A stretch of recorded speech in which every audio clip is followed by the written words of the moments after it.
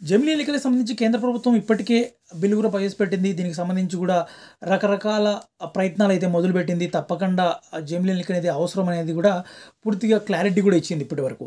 దీనికి సంబంధించి కూడా ఆంధ్రప్రదేశ్లో అయితే ఒక పెద్ద ఎత్తున చర్చనీయాంశంగా మారిపోయింది. ఆంధ్రప్రదేశ్లో అయితే జగన్మోహన్ రెడ్డికి అగేనిస్ట్గా మీడియా ఏదైతే ఉందో అది పూర్తిగా కూడా వారు వన్ సైడ్గా అయినట్టు కూడా పూర్తిగా జగన్మోహన్ రెడ్డి విమర్శిస్తున్నాయి. అంటే జగన్మోహన్ రెడ్డి ఎన్నికలు ఎప్పుడైనా రావచ్చు, 26లో రావచ్చు, 27లో రావచ్చు, ఎప్పుడైనా రావచ్చు. సో కాబట్టి సర్వం సిద్ధం చేసుకోవాలి. మనం కూడా డెఫినెట్గా వచ్చేసి పోరాటం ఇప్పటి నుంచే మొదలు పెట్టాలని జగన్మోహన్ రెడ్డి కూడా పిలుపునివ్వడంతో సో కాబట్టి ఇది అంతా జగన్మోహన్ రెడ్డి ఆడుతున్న డ్రామా, పార్టీ బతికించుకోవడానికి జగన్మోహన్ రెడ్డి మాట్లాడుతున్నాడు తప్ప అసలు జమిలీ ఎన్నికలు ఇప్పుడు వచ్చేదానికి అవకాశమే లేదు. కేంద్ర ప్రభుత్వం కూడా ఎలాంటి క్లూస్ ఇవ్వడం లేదు.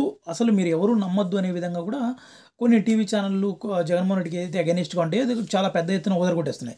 అసలు జగన్మోహన్ రెడ్డి ఇలా చెప్పడానికి అవసరం ఏమిటి? జగన్మోహన్ రెడ్డి చెప్తున్నట్టు ఎన్నికలు రాబోతున్నాయి 26లో కానీ 27లో అనేది కాదు, కానీ తప్పకుండా వస్తే 29లోనే సార్వత్రిక ఎన్నికలు ఎలాగైతే వస్తున్నాయో సో కాబట్టి ఆ సమయం వరకు కేంద్ర ప్రభుత్వం వెయిట్ చేస్తుంది. లేదంటే కూడా ఈసారి కూడా రాకపోతే కనుక 2034లో ఎలక్షన్లు వస్తాయి, జమిలీ ఎన్నికలు అనేది ప్రవేశపెడతారని చెప్తున్నారు. సో కాబట్టి ఇది జగన్మోహన్ రెడ్డి చెప్తున్న మాట, లేకపోతే కేంద్ర ప్రభుత్వం చెప్తుంది అబద్ధమ్మా, లేకపోతే ఏదైతే జగన్మోహన్ రెడ్డికి అగేనిస్ట్గా మీడియా ఛానల్ నుండి అది చెప్తుంది నిజమా? ఏదేమైనా కూడా ఇక్కడ ఒకటి గమనించాల్సింది ఏంటంటే కేంద్ర ప్రభుత్వము ఇంకా 4.5 సంవత్సరము వాళ్ళ ప్రభుత్వం ఉంది.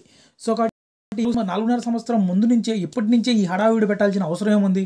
దాదాపు 4 సంవత్సరాలు సమయం ఉంటే ఇప్పటి నుంచే వీళ్ళు పార్టీకి కానీ ఏదో ఒక రకంగా ఏదైనా ఒక పార్టీ ఏదైనా బిల్లు ప్రవేశపెడుతుందంటే దాని ద్వారా కాస్త కోస్తో పార్టీకి మేలు కన్నా కూడా కీడే ఎక్కువ జరుగుతుంది. సో కాబట్టి అలాంటిది ఎందుకు కోరుకుంటుంది? ఈ మధ్యకాలంలోనే రాబోయే సంవత్సరాలు కావచ్చు, రకరకాలుగా అసెంబ్లీ ఎన్నికలు కూడా ఉన్నాయి. సో కాబట్టి దానికి సంబంధించి అసలు ఈసారి కానీ ఈ టర్మ్లో ఈ 2 ఏళ్ళలో కానీ 3 ఏళ్ళలో కానీ జమిలీ ఎన్నికలు రాకపోతే రావని వాళ్ళకి తెలిసి కూడా అనవసరంగా ఇప్పుడు పాలన పక్కన పెట్టి దీని మీద ఫోకస్ చేయాల్సిన అవసరం ఏముంది? మరి ఆ విధంగా అయితే కూడా కేంద్ర ప్రభుత్వం గురించి కూడా మాట్లాడచ్చు కదా. కేంద్ర ప్రభుత్వం కావాలని చేస్తుంది. కేంద్ర ప్రభుత్వం అభివృద్ధి చేయలేక కాస్త ఏదో ఒకటి ప్రజల్లో వచ్చినప్పుడల్లా ఏదో ఒకటి ఒక ఇష్యూ చూపిస్తే దాని మీదనే 5 సంవత్సరాలు గడుపుతుంది అని చెప్పడానికి ప్రయత్నాలు చేస్తున్నారా? మరి లేకపోతే జగన్మోహన్ రెడ్డి ఎవరైనా కూడా ఏ నాయకుడైనా కూడా చంద్రబాబు నాయుడు కావచ్చు, పవన్ కళ్యాణ్ కావచ్చు, జగన్మోహన్ రెడ్డి కావచ్చు, జనరల్గా పార్టీ ఎప్పుడైతే ఓడిపోయినప్పటి నుంచి కూడా ఏదైనా వాళ్ళ ప్రతిపక్ష పాత్ర పోషించాలి. సో కాబట్టి వాళ్ళ నాయకులను కావచ్చు, కార్యకర్తలను కావచ్చు, వాళ్ళను ఉద్దేశించి వాళ్ళలో ఉత్సాహం కల్పించడానికి వాళ్ళు ఎన్నో రకాలు చెప్తారు. కానీ ఇక్కడ ఏంటంటే వాస్తవంగా అసలు బీజేపీకి జగన్మోహన్ రెడ్డికి ఏదో జరిగిందని కాదు, ఇది ఓపెన్ మ్యాటర్ కదా. ఈ మధ్యకాలంలోనే మనం చూడడం జరిగింది. పార్లమెంట్ సాక్షిగా అక్కడ బిల్లు కూడా ప్రవేశపెట్టారు జమిలీ ఎన్నికలకు సంబంధించి. జమిలీ ఎన్నికలు ఇప్పుడే రావు, 2034లో వస్తాయంటే 2034లో వచ్చేదానికి ఇప్పుడు ఎందుకు ఈ బిల్లు పెట్టారు? సో కాబట్టి ఇది ఏంటంటే టోటల్గా వచ్చేసి జగన్మోహన్ రెడ్డి కన్ఫ్యూజ్ చేస్తున్నాడో లేదో తెలియదు, కానీ ఓవరాల్గా జగన్మోహన్ రెడ్డిని దృష్టిలో పెట్టుకొని జగన్మోహన్ రెడ్డిని నిందించడానికి ఒక రకంగా ఏదైతే జగన్మోహన్ రెడ్డి అగేనిస్ట్గా ఉన్న మీడియా ఏదైతే ఉందో అది పూర్తిగా ప్రజలను తప్పుదావ పట్టించే విధంగా కూడా చూపించడానికి క్రియేట్ చేస్తుంది. సో కాబట్టి అక్కడ డిబేట్లలో కూర్చోండి మాట్లాడుతుండేది ఏంటంటే జగన్మోహన్ రెడ్డి పగటకల్లకంటున్నాడు. జగన్మోహన్ రెడ్డి పగటకల్లకంటూ అసలు ఎలక్షన్లు ఇలా వస్తున్నాయి అంటున్నాడు. అసలు ఇప్పుడు రానే రావు అంటే ఈ డిబేట్లో కూర్చుండే కూడా వీళ్ళు కూడా పగటపగల కనే కదా ఇవన్నీ చెప్పడం కూడా.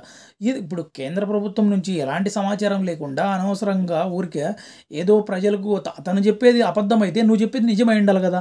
మరి నిజంగానే అనవసరంగా ఇప్పుడు సాక్షాత్తం కేంద్ర ప్రభుత్వమే ముందుకు వచ్చి దీనికి ఎన్నికలు ఎలా జరగాలి ఏంటి, దాదాపు 198 మంది వ్యతిరేకంగా ఓటేశారు బీజేపీకి. సో కాబట్టి అలాంటి ఇష్యూ ఏదైనా ఉంటే కూడా వాళ్ళ వ్యతిరేకంగా ఓటేయాల్సిన అవసరం ఏమొచ్చింది?